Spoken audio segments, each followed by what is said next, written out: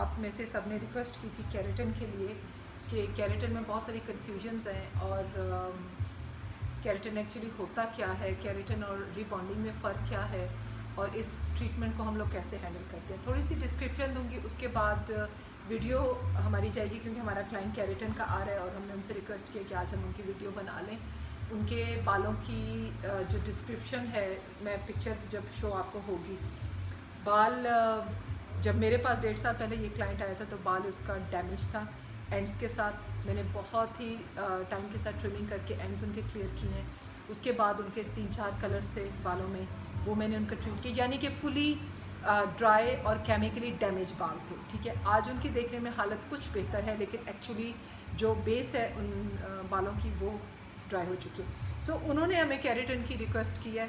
As हमारे Facebook पे add भी चल रहा है क्योंकि आजकल प्रमोशंस है केराटिन की। सो केराटिन होता क्या है? केराटिन एक प्रोटीन फाइबर है जिससे हमारा नेल बनता है, जिससे हमारा बाल बनता है, जिससे हमारे जिस्म के बाकी ऑर्गन्स भी बनते हैं। ठीक है, it's a protein fibre. Keratin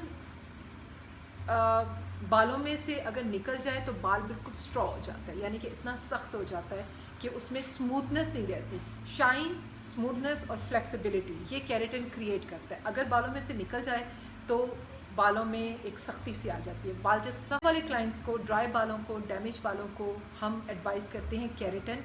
normal बालों को जिनको कभी डाई नहीं लगा, कभी ब्लीच नहीं लगा, उनको केराटिन हम एडवाइस नहीं करते। प्लीज़ सिर्फ फ्रिज देख के बालों का केराटिन एडवाइस ना करें, क्योंकि हमारी एज अ सैलून वर्कर्स या हमारी ब्यूटिशियन या आप कह सको हेयर ड्रेसर की एक रिस्पॉन्सिबिलिटी होती है कि क्लाइंट को वो ट्रीटमेंट दे जो कि उसको ज़रूरत है। ट्रीटमेंट अपने पैसे कमाने के लिए प्लीज़ ना दें, क्योंकि आप ज़्यादती करोगे, आप अपने प्रोफेशन के साथ बेईमानी करोगे। जो बाल वर्जन होगा, जो बाल नॉर्मल होगा, जो बाल कभी केमिकली ट्रीटेड नहीं हुआ, उसको केराटिन एडवाइस ना करें। क्यों? क्योंकि उसका अपना ओरिजिनल केराटिन मौजूद है। आप आर्टिफिशियल और सिंथेटिक केराटिन डाल के उसके साथ जुल्म करेंगे, उसके बालों को ट्रिगर करेंगे, उसके बालों को स्टार्टअप ले लेंगे और वो अपनी जो ओरिजिनल केराटिन है उसको भी ज़ाहिर लूज़ करेगा। और जो सिंथेटिक केराटिन हम लोग डालते हैं वो तो आपको पता है 3 से 5 मंथ्स के लिए होता है, तो उसका जो है ना कोई फ़ायदा नहीं। सो क्लाइंट किसको एडवाइस करना है केराटिन का, ये मैंने आपको बता दिया है। और बाय प्रॉमिस कि हम लोग यहाँ, मैं तो नहीं एडवाइस करती, मुझे पैसों से ज़्यादा क्लाइंट के बालों से प्यार है। चले नेक्स्ट स्टेप पे जाते हैं कि केराटिन एक्चुअली करते कैसे हैं और केराटिन का फ़ायदा क्या होता है। ठीक है, केराटिन जो है मैंने आपको बता दी किस किस्म के बालों को आप एडवाइस करोगे। ठीक है, केराटिन के सिंपल जो है ना 2 स्टेप होते हैं। उसके बाद केराटिन का जो आफ्टर वॉश होता है, अच्छा एक चीज़ आप लोगों ने ध्यान रखनी है कि सेम डे वॉश केराटिन जब प्रॉमिस करता है, ठीक है, उसमें ज़्यादातर स्ट्रेटनिंग होती है। केराटिन और स्ट्रेटनिंग में क्या फ़र्क होता है? रिबॉन्डिंग जो है आपकी वो बालों को रिबाउंड करती है, यानी कि बालों को रिस्ट्रक्चर करती है, बालों को दोबारा बनाती है। बाल कर्ली है उनको स्ट्रेट करता है। ठीक है, बाल जैसे हम पर्म होता था, बाल स्ट्रेट है तो उसको हम कर्ल करते हैं। So this is a rebound. आपके बालों को दोबारा बनाना रिबॉन्डिंग है।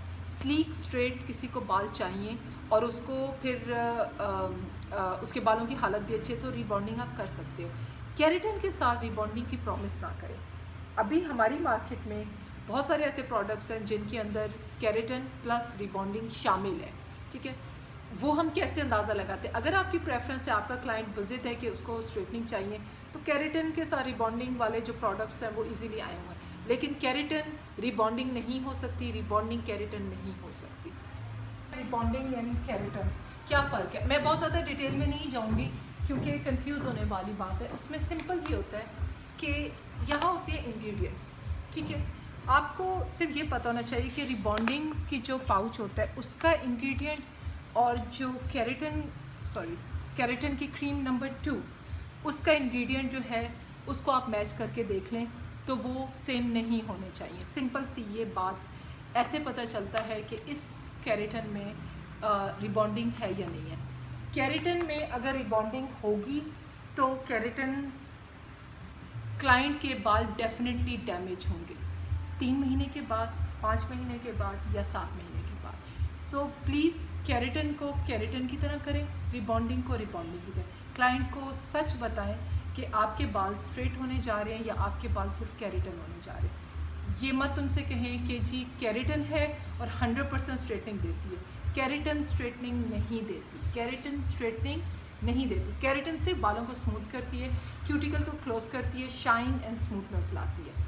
ये बात सही है कि केराटिन वाले बालों को ब्लो ड्राई करना आसान हो जाता है, स्ट्रेट करना आसान हो जाता है, इवन कई दफ़ा हाथों से भी स्ट्रेट हो जाते हैं। सो इसीलिए केराटिन रिबॉन्डिंग की जो ट्रीटमेंट्स हैं, जो किट्स हैं बाहर, उनको प्लीज़ रिबॉन्डिंग कहें, उनको केराटिन ना कहें। सो लेट्स सी, अब हमारा क्लाइंट आने वाला है, मैं आपको क्लाइंट की पिक्चर्स दिखाती हूँ, फिर उसके बाद स्टेप बाय स्टेप जैसे जैसे स्टेप्स होंगे मैं उसके आपको एक्सप्लेन करती जाऊँगी। एंड आपको बेसिक्स आनी चाहिए, फाउंडेशन पता होनी चाहिए, तो आपका हमेशा रिज़ल्ट अच्छा आएगा। क्लाइंट के बालों की कंडीशन, क्लाइंट के बाल, और प्लीज़ एक क्लाइंट के साथ सच्चा प्रॉमिस आपके काम को बरकत डालेगा। ठीक है, लेट्स सी, क्लाइंट मेरा आने वाला है, मैं आपको उसकी पिक्चर दिखाती हूँ और फिर हम चलते हैं रिबॉन्डिंग की तरफ। Thank you.